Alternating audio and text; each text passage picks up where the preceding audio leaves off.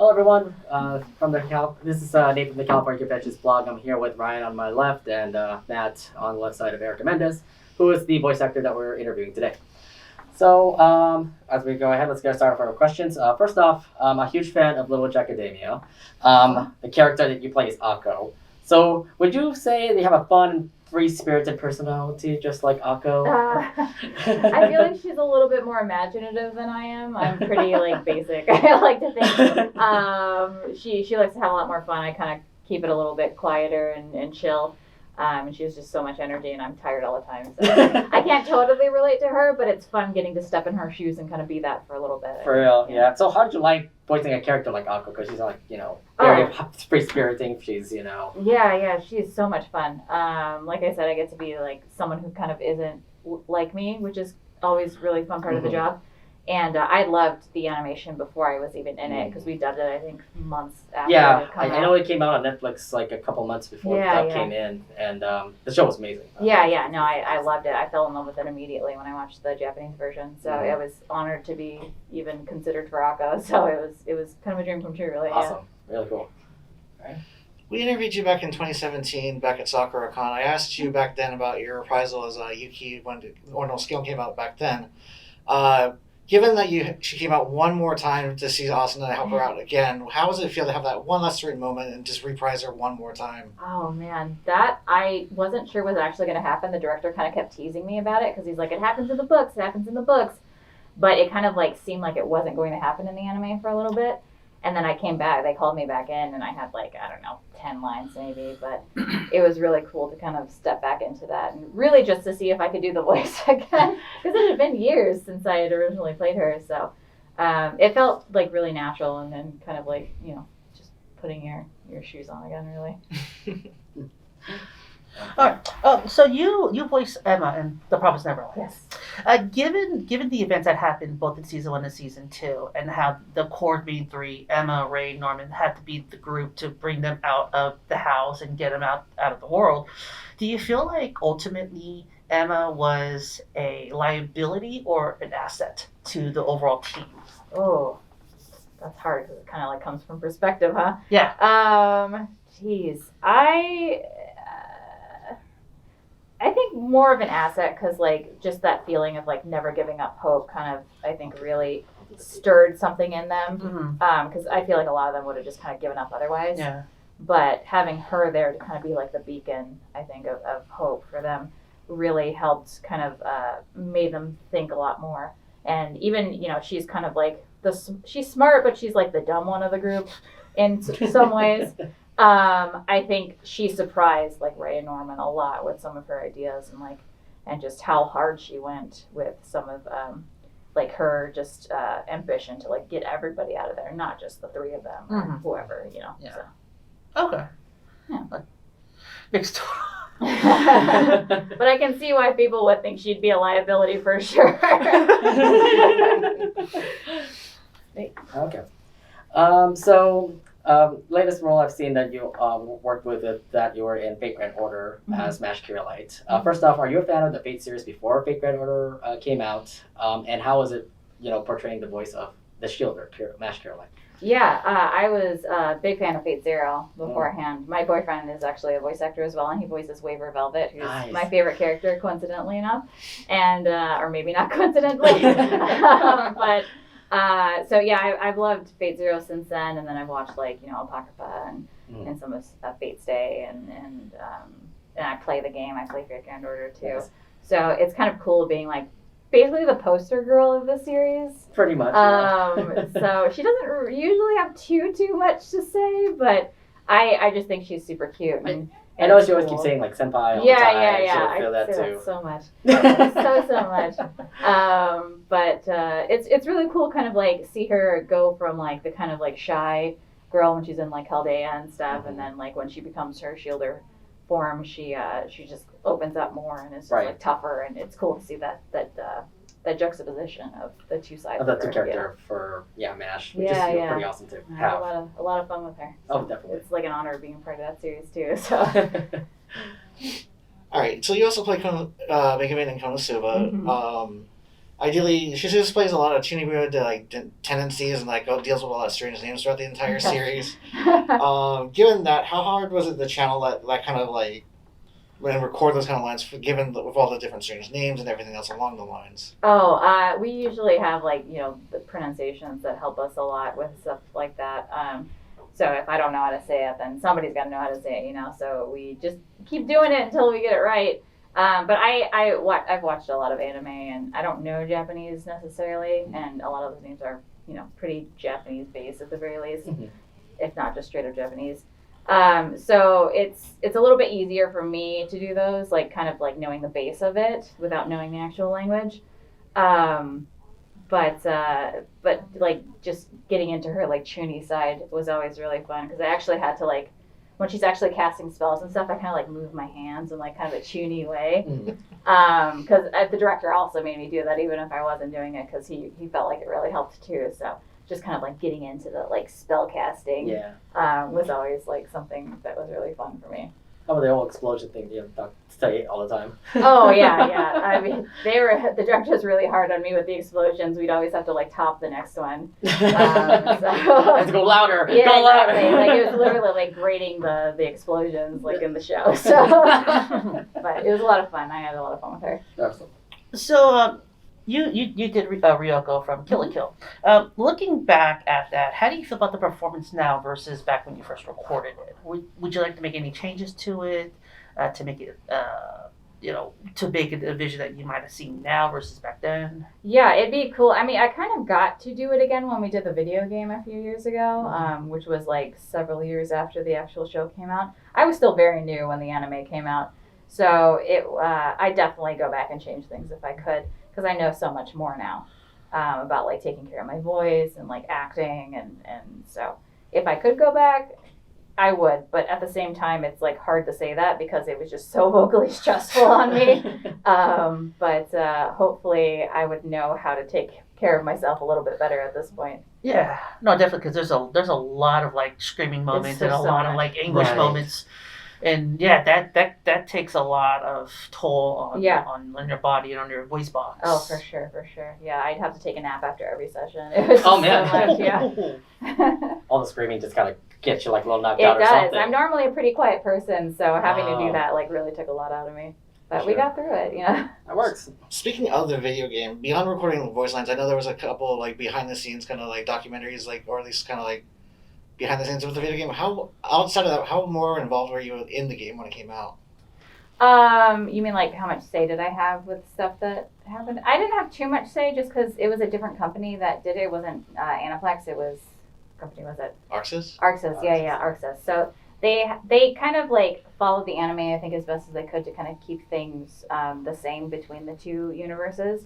Because the video game is more about Satsuki's point of view than it is Ryuko's. But Ryuko still has a big part in it, obviously. But I think the only thing we kind of changed that wasn't specifically in the game at first was the director had the idea to make one of the special attacks, I think, actually have her say, "Don't lose your way," which is something that I write a lot on people's prints and stuff, and it's part of the song, her theme song. But she's never actually said it, so he made that one of her. Kind of an attack. That's really neat. Yeah. So I don't know how to trigger it, but she says it at some point. That's crazy. Yeah. Don't lose your way. Yeah, it was so funny. So you voiced a character from the hit series Love Live as Nico Yazawa. The best out of Muse, I must say. Thank you. Now Muse has been pretty much gone since the movie was released a few years ago. But Love Live continues on with Aqua Wars, Nichizaki, with Layla, the recent Love Live idol group that came out. Have you been following up on Love Live ever since Muse has been pretty much gone? They're all so cute and the songs are really good. I don't keep up honestly as much as someone who definitely fell deep into idol hell as I did back when Muse was a thing. Just because it's heartbreaking for me because I miss Muse so much, because I loved them before I was even cast in the show. And I watched the final live and was bawling as they were saying their goodbyes basically as they kind of graduated or whatever you call it. But so I haven't really looked too much into the new ones. But I think it'd be great if they brought the old ones back and like had them meet the new girls. But I don't know if that'll ever happen. They do that in like that new Love Live All Stars game. Yeah. Which I'm still catching up on, so to say the least. Yeah, I mean, this is what happens when you go down idle hell. You pretty much like go through each idle game, and you're Pretty much. Into much. So yeah. Pretty much. Just don't follow my path, please. I'm trying not to. Like I was pretty deep in, and I'm trying to like slowly crawl myself out. Oh, so you started voicing Sailor Uranus all the way back, Sailor Uranus all the way back in 2000, and again in 2021 you reprised her role in Eternal. How does it feel like? Did you ever think like you would have this longevity with one character over almost a span of 2 decades? No, but that one is a little weird because like I feel like we take so many long breaks, and like between when Uranus and Neptune kind of first appeared in the show when we redubbed it, they kind of took a break more in like I think it's Supers, and then they came back for Crystal kind of with a vengeance. I feel like, and we're more in that one, and then Eternal happened obviously, which is like a rehash of one of the seasons. I forget which, but it's I think it's more cool and meaningful for me just knowing that like how much of a legacy the show has in general. Because obviously we weren't the first cast, the first English dub cast, because there was a classic version that was done in Canada. So it's even if I'm not in it quite as much as like say the Inner Guardians are, it's still just cool being a part of such like a big series that means so much to people. Like even people that don't watch anime know what Sailor Moon is. You know, like that's how like widespread it's gotten. I think. So, yeah. Your role as Bernadetta in Fire Emblem Three Houses contrasted into a lot of your other previous roles as like young girls or tough boys, kind of like going on, or at least Tough Girls, a Young Boy, and other video games and anime. Is there anything about Bernadette that you can identify with, or maybe like the voice roles that you see more in her character type? As far as like identifying with myself, I keep telling people Bernadetta is basically the over-exaggeration of any social anxiety I have. So when she like freaks out and is like, oh man, I wish I were home right now, or like, can I go home? Like sometimes I feel that. Like, I mean, I'll end up staying in a place because I'm not totally like a social recluse, but there is a lot of like, I just kind of want to be at home and like cozy up like on my couch and like have a cup of tea or something and pet my cats, and that's just a nice feeling, I think. And she goes a little overboard with it, but I could kind of like understand where she's coming from in a way, and she like grows out of that too. I think that's her whole character arc is she learns to be more accepting of like being around people and talking to people, and she kind of like relapses a little bit, but I think that's pretty relatable. So the whole game, I thought the characters were just so real and relatable to just anybody really. You pick a character, and I'm sure you know somebody like that. Yeah. You know. So, yeah. So you're the regulatory T cell in the Cells at Work franchise. Are you surprised that the show is accurate and relevant to today's climate? God. I mean, yeah, it was a little scary looking back on it, being like, oh yeah, that we recorded that show. That was the show. But yeah, I assumed it was like, when I first recorded, I didn't realize how accurate it was until I started looking up more stuff about it, and I was like, oh wow, they actually like did their research, and it's really cool. So I feel like in these times, it's definitely like knowing the stuff that I've learned from the show. It's kind of helped a little bit as far as like taking care of myself and taking others and how to stay safe in this time that we're in. So yeah, I feel like it came at the right time, and then they have the second season. Pretty much during this, and Code Black as well. Code Black also which came is out. a way more extreme version of it. But yeah, so I mean, it was perfect timing, really. It definitely was. Yeah. This is more time to actually learn about what ourselves do. Yeah, exactly.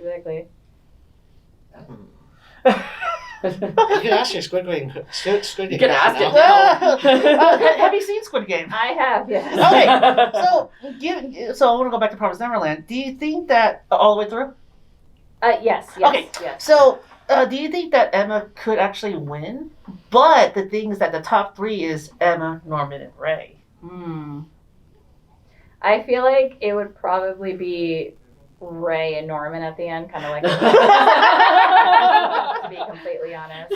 So Emma is bleeding out, and Ray's just like, yep. It'd be exactly like the show went. There'd be no difference. The show was basically Promised Neverland. Wait, that was, yeah, I guess. She'd get close, but not quite close enough. Oh, dear. I hate to say it, but you know, when it comes to like her, Ray, or Norman, I think someone's got to give. You know, Someone's got to give it. I feel like, I don't know. It could be any one of those it could three. be. But It could be. She might surprise you, but she'd be a surprising character. I mean, if you watch Promised Neverland. Yeah. So we run a podcast, and we did get like some like fan mail here and there. We did get a request to ask you something, and we were wondering. Actually, they were wondering if you're familiar with the meme, of course. Like, for your fans out there, are we your little POGchamp? Oh God. I knew that was gonna come up at some point. I've seen the meme, but I just in general, like I've seen people post about it on Twitter, but I'm just kind of like, yeah. I guess. I don't know exactly where it came from, but it just kind of came out of nowhere one day, and people were like, POGchamp, and I'm like, I guess I don't know. Oh my gosh, that's so funny. And on that note, on that interview. note, yes. Thank you. Thank you.